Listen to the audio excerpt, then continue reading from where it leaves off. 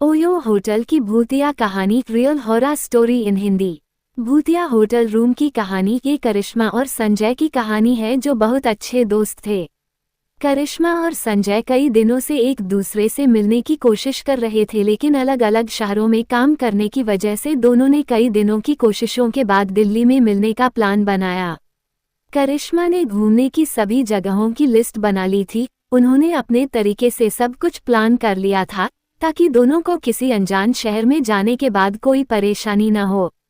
रहने के लिए करिश्मा ने एक होटल में कमरा बुक किया और 18 मार्च की रात दोनों दिल्ली एयरपोर्ट पर मिले।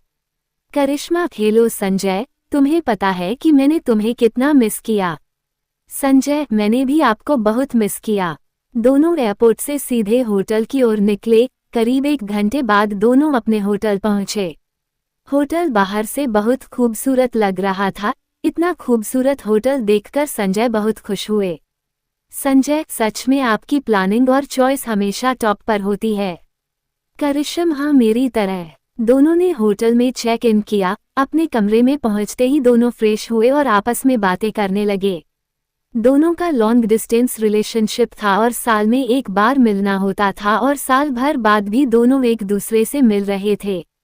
बीच बीच में जो भी एक दूसरे के साथ होता था, दोनों एक दूसरे से शेयर करने लगते थे।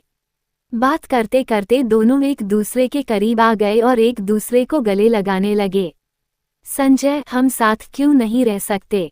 करिश्मा, देख संजय, मेरी तो यही कोशिश रहती है कि हम दोनों हमेशा साथ रहें। करिश्मा और संजय आपस में बात कर ही रहे थे कि कमरे के बाथरूम से आवाज आने लगी। पहले तो उन्हें लगा कि गीजर में कोई दिक्कत होगी, लेकिन ध्यान से सुनने के बाद करिश्मा को एहसास हुआ कि ये दीवार पर किसी की कील ठोकने की आवाज है। ये बात समझते ही करिश्मा डर गईं और उन्होंने ये बात संजय को बताई, जिसके बाद संजय बाथरूम की तरफ बढ़ने लगे। संजय, वो तो बाथरूम में बिल्ली थी। करिश्मा, मैंने तुम्हें मौत से डरा दिया। चैन की सांस लेते हुए दोनों एक ही बेड पर लेट गए और आपस में बातें करने लगे कि तभी उन्हें एहसास हुआ कि उनके बेड के नीचे कोई गहरी सांसें ले रहा है। अब दोनों को इस बात का एहसास हुआ, जिसके बाद करिश्मा ने एक गहरी सांस ली बिस्तर के नीचे।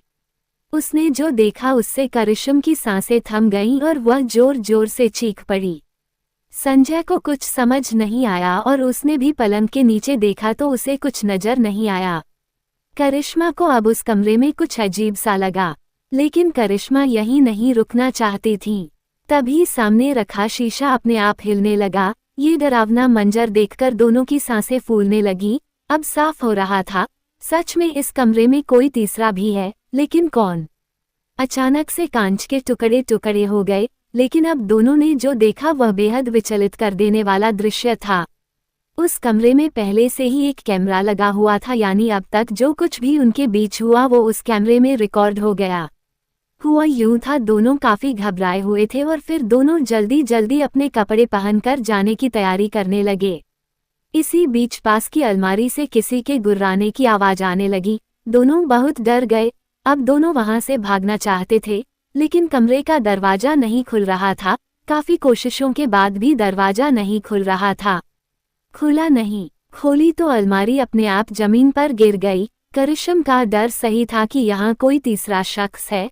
सामने ऐसी खतरनाक आकृति देखकर दोनों डर से कांपने लगे। तभी आकृति ने तेजी से संजय का गला पकड़ लिया हवा का।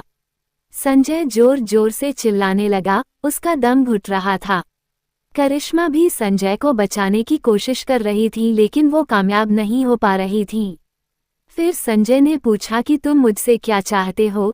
संजय के पूछते ही उस भूतनी आकृति ने हवा में कुछ लिखा। सच बोलो, इसे पढ़कर किसी को कुछ समझ नहीं आया। उसके बाद उस भूतनी आकृति ने फिर कुछ लिखा, कैमरा। संजय, मुझे कुछ समझ नहीं आ रहा, मुझे छोड़ दो। संजय का दम घुटने वाला था, जिस पर उन्होंने कहा, मैंने ये कैमरा लगाया है। मैं करिश्मा को ब्लैकमेल करना चाहता था ताकि वह मेरे साथ आए। संजय के इतना कहते ही करिश्मा के पैरों से जमीन खिसक गई। संजय के घर आता था, कैमरा छुपाया था ताकि करिश्मा को ब्लैकमेल कर सके साथ रहने के लिए। इस जघन्य कृत्य के बाद करिश्मा टूट गई। उसी भूतनी आकृति ने संजय को हवा में उठा लिया और उसे उछालने लगी। संजय ने कुछ ही देर में दम तोड़ दिया, लेकिन ये भूतिया आकृति कौन थी? अब ये स्पष्ट हो गया था कि भूतिया आकृति ने करिश्मा की जान नरक से बचाई और संजय को उसके कार्यों के लिए दंडित किया। भूत की आकृति, करिश्मा, रो मत, मैं तुझे बचाने आया था। इस धोखेबाज ने मुझे वैसे ही बर्बाद कर दिया था। मैं कमजोर था और डर के मारे मैंने आत्महत्या कर ली थी, लेकिन आज मेरा बदला पूरा हो गया है।